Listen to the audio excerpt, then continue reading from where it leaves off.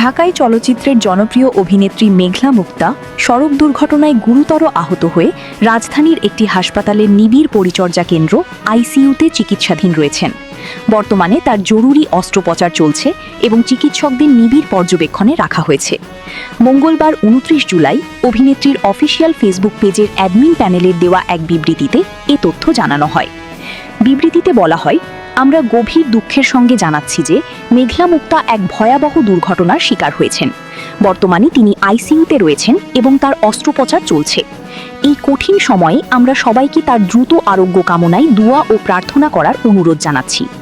একই সঙ্গে সফল অস্ত্রোপচার ও দ্রুত সুস্থতার প্রত্যাশা প্রকাশ করে ভক্তদের গুজব বা ভিত্তিহীন তথ্য প্রচার না করার আহ্বান জানানো হয়।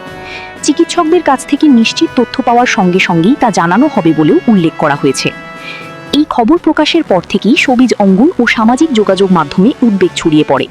দেশের বিভিন্ন প্রান্ত থেকে ভক্ত অনুরাগী, সহকর্মী ও শুভানুধ্যায়ীরা অভিনেত্রীর দ্রুত সুস্থতা কামনা করে দোয়া ও শুভ কামনা জানাচ্ছেন।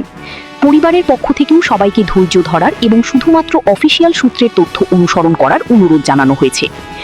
উল্লেখ্য, মেঘলা মুক্তা মডেলিং ও র্যাম্পি কাজের মাধ্যমে শোবিজে যাত্রা শুরু করেন। পরে তেলেগু চলচ্চিত্র সাকালা কালা ভাল্লাভুডু এর মাধ্যমে বড় পর্দায় অভিষেক ঘটে তার।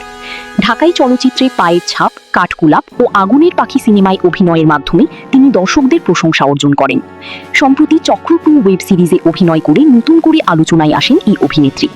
বর্তমানে তার